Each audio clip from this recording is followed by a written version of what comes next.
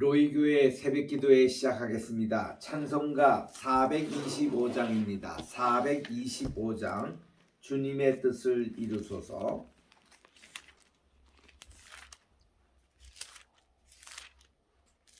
(425장) 주님의 뜻을 이루소서.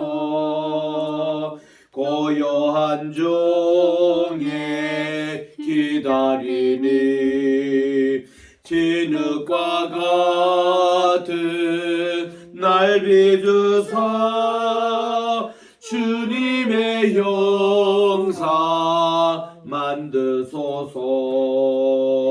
주님의 뜻을 이루소서. 주님 발 앞에 엎드리니 나의 맘속을 살피시사 눈보다 예게 하옵소서. 425장 주님의 뜻을 이루소서. 병들어 몸이 피곤할 때 권능의 손을 내게 펴사 강건케 하여 주옵소서. 주님의 뜻을 이루소서. 온전히 나를 주장하사 주님과 함께 동행함을 만민이 알게 하옵소서. 아멘. 찬송가 463장입니다. 463장 신자 되기 원하네. 신자 되기 원합니다. 진심으로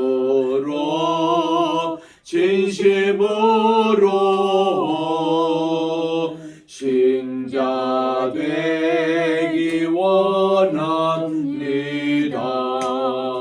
진심으로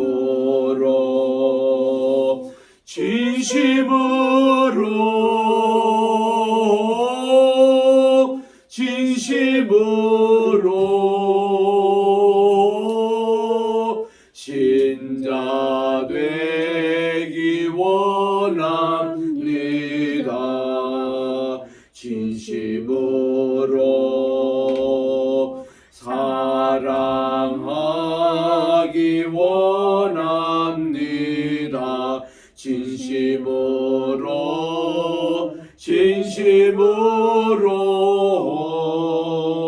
사랑하기 원합니다. 진심으로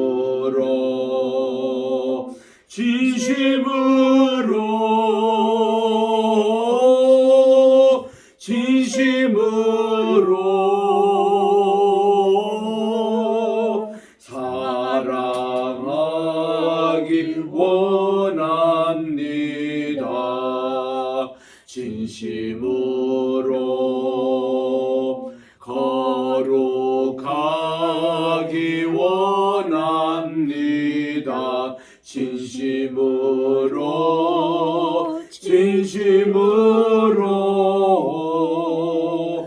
거룩하기 원합니다.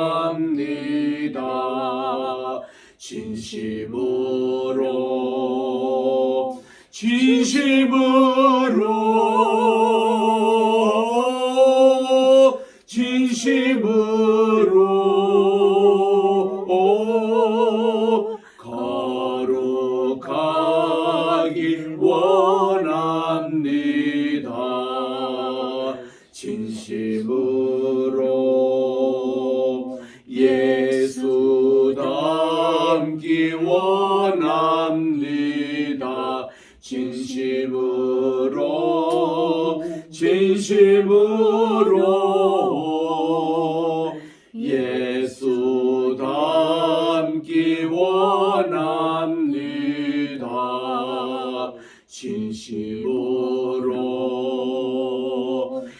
진심으로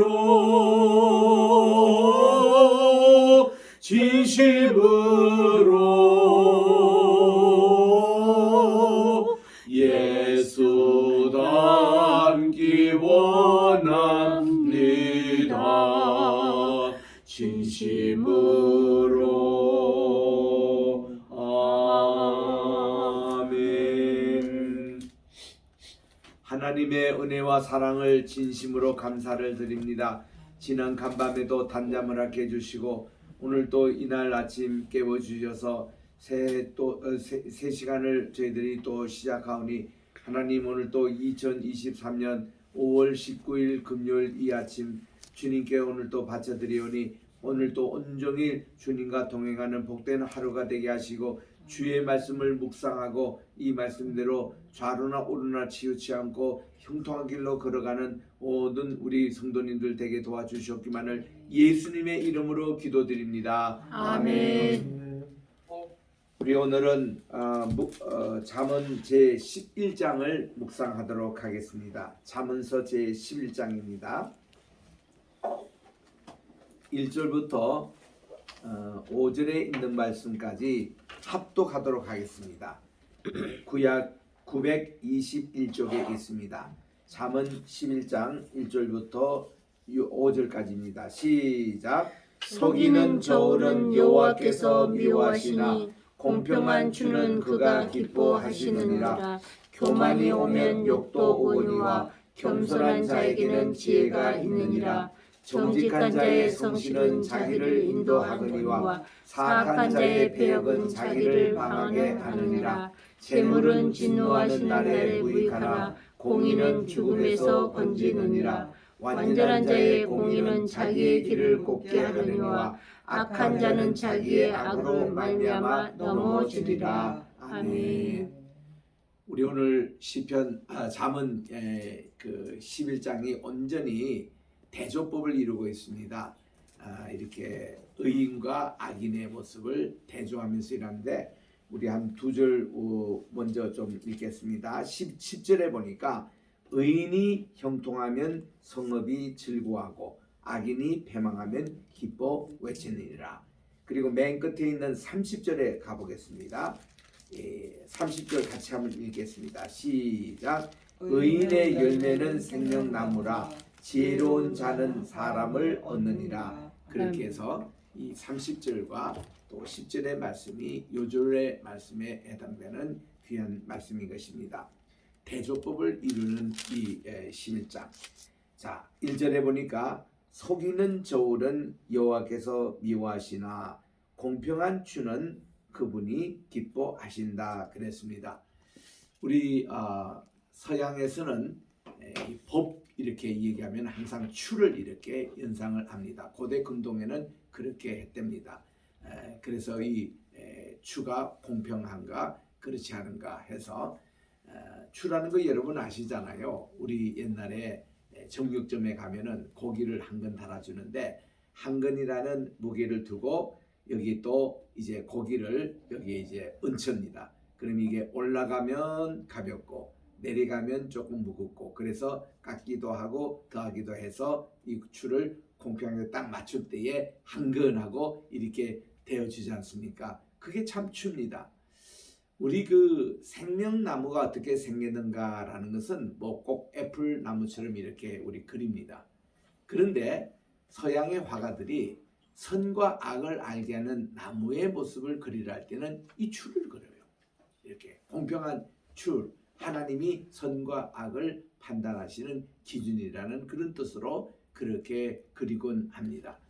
참 우리가 여기에 1절에 있는 대로 속이는 저울은 여호와께서 참 미워하신다. 공평한 추는 그가 기뻐하니라. 저 이 말씀이 얼마나 우리에게 참 제게 힘을 주는지 몰라요. 왜냐하면 우리가 한 번은 땅콩을 파는 할아버지 또 땅콩이 먹고 싶어서 떨어지는 거 주스라 이제 떨어지는 거라도 물고 이렇게 있었습니다. 깜짝 놀란 게 말이죠. 이 땅콩을 파는 할아버지가 대박을 이렇게 재어주는데 그 대박의 그 두께가 굉장히 두껍더라고요. 야, 저 할아버지는 뭐 덤으로 준다고 막 거기 상같이 싸고 저기 갔는데도 나중에 우리가 할아버지가 화장실 간 사이에 우리 그 대박을 가지고 재봤습니다. 야, 요 밑에 거하고 요만큼 올라온 거하고 비교를 해보니까요, 얼마나 두께가 그 높은지 이렇게 태산같이 돼도 한 대가 안 되는 거예요. 그걸 가지고 속이는 겁니다. 야, 저렇게 해서 돈을 벌어서 뭐하나. 어린 마음에 우리 초등학교 2학년입니다. 야, 그래서 그거 얼마나 차라리 엿장수가 낫더라고요. 울릉도 호박 역시 하고 뭐 가위를 들면서 이게 이렇게 짜게고 저렇게 짜게 가지고 거기서 이제 덤으로 차라리 사람들 공개적으로 이렇게 보는 게 그게 낫지. 추 가지고 속이고 말이죠. 쌀 가지고 쌀에 그 이 대박 대줄 때도 이게 이만큼 두께를 이래 가지고 하는 양심불량의 쌀 장사가 참 많았습니다. 이런 걸 볼 때 우리 어릴 때 참 그 시험을 받았군요. 근데 이렇게 딱 성경 말씀을 보니 여기 나오더라고.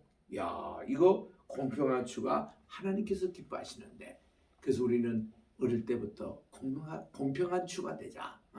우리는 그 정량대로 팔고 우리는 정직하게 행하고 이거를 꼭 가자. 이런 거를 이 말씀 속에서 우리 참 실감 있게 느꼈습니다. 2절에 갑니다. 교만이 오면 욕도 오거니와 겸손한 자에게는 지혜가 있다. 그런 말씀입니다.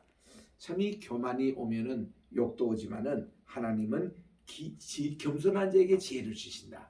여기에 우리가 굉장히 그 힌트를 얻었습니다.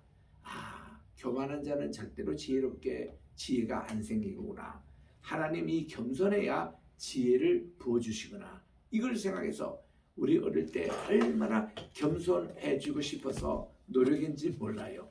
교만 이런 뭐 말을 또 우리는 조심했고, 또 교만인 한 생각조차도 우리는 조심을 했고, 그래서 이제 교만을 이렇게 히브리어 헬라어로 찾아보니까 히브리스라고 나오더라고요. 히브리스. 그게 이 헬라 말입니다. 히브리스라는 이 말이 또 어디서 나온 거 아니까 히브리드라는 말에서 나오더라고요. 변종 인간이라는 말할 때 우리 그 노아 때 말이죠. 하나님의 아들이 사람의 딸들과 결혼하여 할 때 나오는 것이 히브리드라는 용어거든요. 이 교만이라는 게 어디냐면 썩는 데 이게 문제라는 겁니다. 성과 악을 섞고 말이죠. 하나님의 아들과 사람의 딸들이 이렇게 섞고 이게 안 된다는 거죠. 우리 어떤 요즘 모든 암을 유발하는 우리 음식들이 요즘 많이 있는 것이 다 뭔가 하면 변종식물 때문에 그렇다는 거예요. 그냥 콩은 콩이고 팥은 팥이지 콩과 팥을 변종시켜가지고 그래가지고 식물을 만들어내니까 그거 먹으면 이게 소화도 되지 않을 뿐더러 그게 다 암이 된다는 겁니다. 얼마나 변종식품이 요즘 많이 유행하는지 뭐 유전공학적에서 나오는 그런 것도 그렇고 식물은요 하나님이 창조하신 그대로 먹어야지 이거를 변종시키면 안 된다는 거죠. 짐승도 마찬가지입니다. 요즘 사람도 그냥 동성애 유행하는 거 이거 다 잘못된 거예요. 하나님의 창조 질서에 그러나면 안 되는 겁니다. 이런 게 다 교만이더라고. 하나님의 창조 질서에 도전하는 행위들, 바벨탑을 쌓는다든가 자기 멋대로 행한다든가 자기가 내비게이션이 된다든가 이거 안 된다는 거죠. 하나님의 모든 것을 맡겨야 되는데 3절에 갑니다. 정직한 자의 성실은 아까 앞에 1절에 나오는 속이는 거기서 정직이라는 말이 나오는데 여기는 또 성실한 단어가 나와요. 정직한 자의 성실이라는 말이 뭔가니 faithfulness입니다. 초지인관하는 모습. 그 사람이 듬직하고 우리가 믿어줄 때가 뭔가니 말과 행동이 하나가 될 때, 은행일치가 될 때 이게 정말 이런 성실의 모습 아니겠습니까? 이 정직한 자의 성실은 자기를 인도하거니와 사악한 자의 패역은 자기를 망하게 하느니라. 개인 신앙 간증하겠습니다. 저는 성경 전체에서 이 잠언서 11장 1절부터 3절 지금 읽은 이 말씀을 가장 좋아합니다. 왜냐면요 우리는 초등학교 다닐 때도 국민학교 다닐 때도 사서상금 읽어야 되고 그때는 단테 신곡부터 시작해서 서양의 유명한 고전들을 다 읽어야 될 때인데 그때 한참 선생님을 우리가 숙제 주려고 우리는 서당에서 훈장 선생님에게도 배운 말씀이지만은 너희들은 어릴 때부터 명심보감 이런 말을 자꾸 만들어 가야 된다. 명심보감도 그게 어른들이 이렇게 내려준 말도 있지만 너희들이 스스로 이런 자문이나 격언이나 속담을 만드는 것도 좋다. 이렇게 아주 요즘 말하면 유치원 때부터 그런 교육을 받아 놓으니까 우리는요 이렇게 가다가 보면 딱 생각이 나면요 그런 막 그냥 노트 필기를 합니다. 왜냐면 또 잊어버릴까봐. 그게 이제 모아가지고 나의 논어를 하나 만들려고, 공자만 논어 만드는 게 아니라 우리도 논어를 하나 만들려고 이렇게 이제 이런 훈련을 받았는데, 초등학교 그때 제가 세 가지를 딱 제 인생관을 고른 겁니다. 야, 평생 우리 정직하자, 거짓말하지 말자. 두 번째는 평생 겸손하자. 이 교만이 패망의 선봉이라든가, 하나님은 겸손한 자에게 은혜를 주신다든가, 이게 잠언서 우리 매일 읽으면서 얻었던 거예요. 세 번째가 뭔가니 성실한 단어를 꼽았습니다. 나는 평생 성실하자. 한번 뜻을 정해놓으면 끝까지 가는 거지 도중에 뜻을 어긴다든가 포기한다든가. 전 지금도 그렇습니다. 제가 제일 싫어하는 게 뭔가니, 야 오늘 며칠 여행 가자 해놓고는 막판에 가서 뒤집는 거 있잖아요. 여행 가지 말자라든가 아니면 다른 코스를 갔다거나. 이거 나 제일 싫어해요. 한번 딱 정해놓으면 그대로 가는 거지. 그래서 저는 성지순례 할 때에 많은 분들에게 오늘 일정에 대해서 다 공개 안 합니다. 왜냐하면 괜히 공개했다가는 그 일정대로 못 가면 거짓말이 되는 거고, 그래서는 항상 이렇게 기대하지 않는데 몇 군데 더 가면은 그렇게들 다들 해피들 해요. 그래서 저는 되게 어디도 가는 거를 얘기를 잘 안 해요. 이번에도 미국에 가서 말이죠. 마지막 때 내가 요세미티는 꼭 갔다 와야 되겠다. 그리고 마음을 딱 먹고 미팅을 다 정리하고 이제 가는데, 아이고 자꾸 옆에서 어디로 가냐고 자꾸 물어요. 왜냐하면 미국에 그렇게 여러 번 갔는데 요세미티를 아직도 한 번도 안 가봤다는 얘기를 내가 진작 들었기 때문에 아무 얘기하지 않고 그냥 몇 시간 달린 겁니다. 나중에 요세미티 딱 도착할 때 여기 왔다 이러니 얼마나 좋았는지, 그 기대도 하지 않았는데 그런 이제 선물이 오잖아요. 이런 것처럼 저는 이게 성실한 단어를 그렇게 좋아해요. 뭐를 하나 뜻하면 그대로 가는 것이지 뭐 도중에 이렇게 변경하고 이런 게 아니거든요. 이 세 가지를 그렇게 좋아했는데, 근데 중학교 1학년 때입니다. 그날 11일 되는 날이었어요. 어머님이 야 오늘 며칠이냐? 예 4월 11일입니다. 그럼 오늘로 잠언 11장을 읽었느냐? 예 읽었습니다. 무슨 말씀을 하고 있느냐? 엄마 오늘 너무 내가 기쁜 날입니다. 왜 그러냐?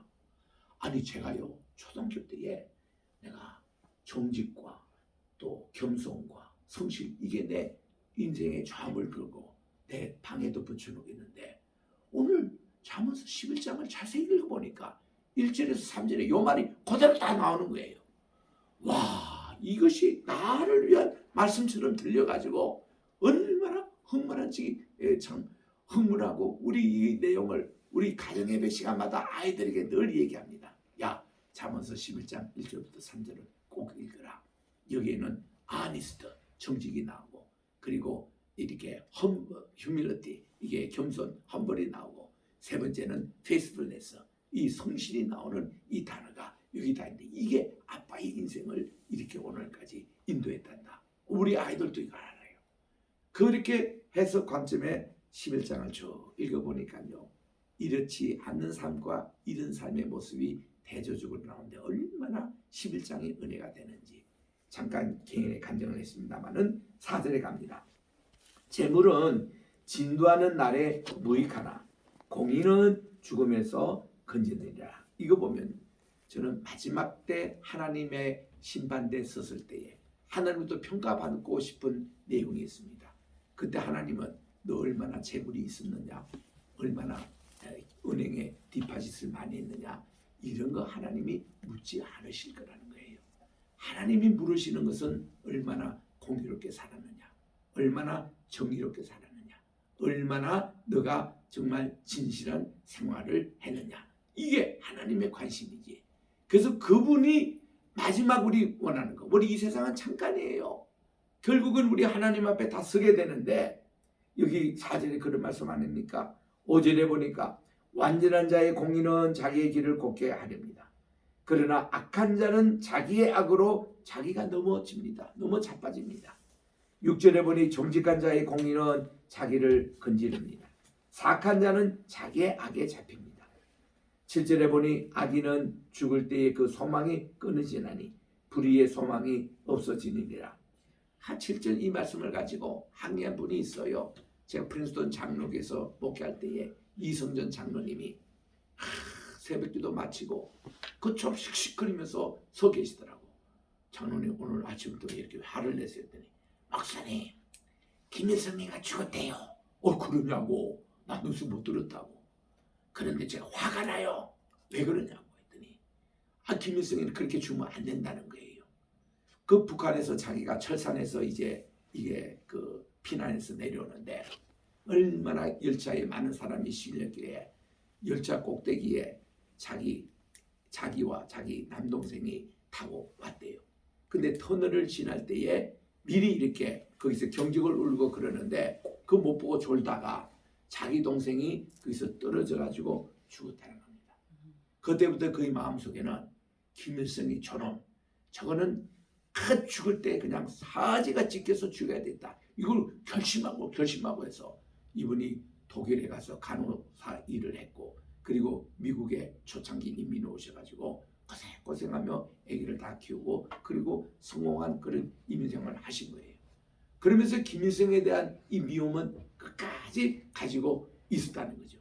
그래서 이제 김일성이가 죽을 때에 아주 비참하게 죽는 것을 자기는 바라고 기도했는데 심장마비로 그냥 죽었다는 거예요. 김영삼 대통령과 정상회담 열을 앞두고 그렇게 죽었다는 겁니다. 목사님 저렇게 죽으면 안 되지요 하고 이분이 그날 얼마나 역정을 내시는데 내가 요거 마친 것도 11장 요 7절 말씀은 내가 외웠기 때문에 장로님 요거 한 번만 좀 보시기 바랍니다. 11장 7절을 보니까 악인은 죽을 때에 소망이 끊어지나니 불의의 소망이 없어지나. 이거 죽고 안고 그 후의 것은 하나님의 관리하시는 것이지 그가 그렇게 조용히 죽는다 할지라도 그가 앞으로 받을 처벌이 있습니다. 그걸 하나님이 하시는 일이죠. 그래서 좀 위안을 받으시더라고요. 8절입니다. 의인은 환난에서 구원을 얻습니다. 그러나 악인은 자기네 길로 갑니다. 악인은 입으로 그의 이웃을 망하게 하여도 의인은 그의 지식으로 말미암아 구원을 얻습니다. 이렇게 다 대조법으로 이렇게 나와요. 그래서 10절에 아까 읽은 대로 의인은 영통하면 성읍 전체가 기뻐하고 도시가 기뻐합니다. 근데 악인이 패망하면 또 기뻐 외친다고 했어요. 이거는 공동체도 알아요. 성읍은 정직한 자의 축복으로 인하여 진흥하고 악한 자의 입으로 말미암아 무너진다는 겁니다. 지혜 없는 자는 그의 이웃을 멸시하지만 명철한 자는 참담한다는 것입니다. 두루 다니며 한담하고 남의 비밀을 누설하고 또 그렇지만 마음이 신실한 사람은 성실한 사람은 그런 것을 숨겨준다고 그럽니다. 남의 비밀 함부로 얘기하는 게 아니에요. 저는 목회자로서 훈련을 받을 때에 선배 목사님, 특별히 저희 아버님에게 그런 훈련을 받았습니다. 목사님 나는 3가지를 조심해야 된다. 항상 돈 조심해야 되고 여자를 조심해야 되고 높은 관직 있는 그런 어떤 자리 차지하는 거 명예심 그거 조심해야 된다 하면서 예수님이 사탄에게 시험을 받은 것을 항상 우리에게 말씀을 해주셨습니다. 그리고는 늘 말씀이 뭔가니 목회자는 잘 한쪽 귀로 잘 듣고 그리고 입은 침묵을 지키면서 항상 그 성도의 비밀을 지켜주라는 거예요. 저는 지금도 그렇습니다. 성도님에게 그런 비밀스러운 기도 제목을 받으면요, 제 아내에게조차도 그 얘기를 못 나눕니다. 저 혼자 가지고 하나님께 기도하는 것뿐이죠. 늘 우리들은 이런 거를 조심해야 합니다. 남의 비밀 이거를 함부로 발설하지. 우리가 상담하자 그러잖아요. 우리가 상담하러 가는데 그 상담자가 말이죠. 그분이 비밀스러운 얘기를 내게 했는데 그거를 내가 남에게 공개하면 어떻게 되겠습니까? 안 되잖아요. 여기 있는 말씀 그대로입니다. 절대로 우리는 두루다니며 한담하는 자는 남의 비밀을 누설하지만 마음이 신실한 자는 그런 것을 다 숨긴다. 지략이 없으면 백성이 망해요. 지략이 많으면 평안을 누리게 됐다는 것입니다. 지도자는 지략을 얻어야 돼요. 지혜를 얻어야 돼요. 그리고는 15절에 보니 타인을 위해서 보증이 되는 자는 손해를 당하여도 보증이 되기를 시리하는 자는 평안하리라. 보증 쓰다가 망한 사람 한두 번이 아닙니다. 재정 문제 이거 조심해야 합니다. 성도님들 재정 문제 깨끗해야 돼요. 약속을 꼭 지켜야 됩니다. 그렇지 않으면 이런 길을 걷게 된다는 것입니다. 그래서 오늘은 여기 15절까지 하겠습니다. 여기 좀 길기 때문에 11장은 31절까지 되어 있어요. 우리 한 달이 제일 긴 달이 31일이 지나잖아요. 그리고 잠언서 전체가 31장으로 되어 있습니다. 그래서 우리 이 31절로 되어 있는 11장 요 절반가량만 지금 하겠습니다만은 우리가 이것을 한마디로 요약하면 우리는 언제나 정직하고 또 겸손하고 또 성실한 이런 삶으로 지혜로운 귀한 정말 평을 받고 하나님으로부터 이 지혜를 꼭 소유하시기 바라면서 우리 야고보서 3장은 한번 읽고 오늘 기도하겠습니다. 야고보서 3장을 한번 다 열어주시기를 바랍니다. 저 신약에 나오는 야고보서 우리 이거는 공동서신의 제일 첫 번에 나오는 책이 야고보서입니다. 신약 374쪽에 있는데요. 374쪽에 있는데 여기 13절 이하부터 두 가지 종류의 지혜를 얘기하고 있어요. 첫째는 하늘의 지혜를 얘기하고 있고 두 번째는 땅의 지혜를 얘기하고 있습니다. 우리는 하늘의 지혜 쪽을 항상 택하며 살아가야 되는데 여기에 보니까 15절에 보니 이러한 지혜는 위로부터 내려온 것인데 내려온 것이 아니요 땅에 속한 것, 정욕적인 것, 이 마귀적인 것이라고 했습니다. 시기와 다툼이 있는 곳에는 혼란과 모든 악한 일이 있다. 이게 땅의 지혜에 속한 사람들이에요. 그러나 하늘로부터 난 지혜는 어떻습니까? 첫째는 성결합니다. 둘째는 화평합니다. 셋째는 관용합니다. 넷째는 양선합니다. 다섯 번째는 긍휼과 선한 열매가 가득 찹니다. 여섯 번째는 편견과 거짓이 없습니다. 그래서 일곱 번째 화평케 하는 자들은 화평을 심어 의의 열매를 거둔다고. 일곱 가지의 특징이 나오는데 우리 지금 잠언서에 얘기하는 것은 요 지혜를 얘기하는 거예요. 그래서 우리는 이 땅의 지혜가 아니라 우리는 하늘의 지혜, 하나님의 지혜를 받는 우리 모두가 되시기를 주의 이름으로 축원합니다. 기도하겠습니다. 하나님 아버지 감사합니다. 오늘은 잠언서 11장 1절부터 15절까지의 말씀을 통해서 하늘의 지혜에 대해서 또 배우사오니 하나님 이러한 지혜를 오늘도 듬뿍 허락해 주셔서 이러한 호크마 소피아를 가지고 정말 이 온 세상에 덕을 끼치고 또 하나님의 영광을 드러내고 또 우리의 인격이 또 예수 그리스도를 닮아가는 그런 아름다운 한 날이 되게 도와주시옵소서. 귀한 예물을 주님께 드리는 손길이 있습니다. 이 예물 하나님께서 받아주시고 믿음의 분량대로 다 응답해 주시오며 오늘도 우리 대한민국을 위해서 기도하며 우리 로이 교회를 위해서 또 우리 게세마네 신학교를 위해서 특별히 황해수 일로품을 위해서 기도할 때에 하나님께서 정말 이 기도의 제목 주님께 상달되어서 다 응답받는 놀라운 역사가 나게 도와주시고 모든 환우들 오늘도 우리 주님께서 일일이 터치해 주시고 저들을 만져주셔서 믿음으로 오늘도 건강함을 회복하는 복된 이날이 되게 도와주시옵기만을 예수님의 이름으로 기도드립니다. 아멘. 하늘에 계신 우리 아버지여 이름이 거룩히 여김을 받으시오며 나라의 임하옵시오며 뜻이 하늘에서 이룬 것 같이 땅에서도 이루어지이다.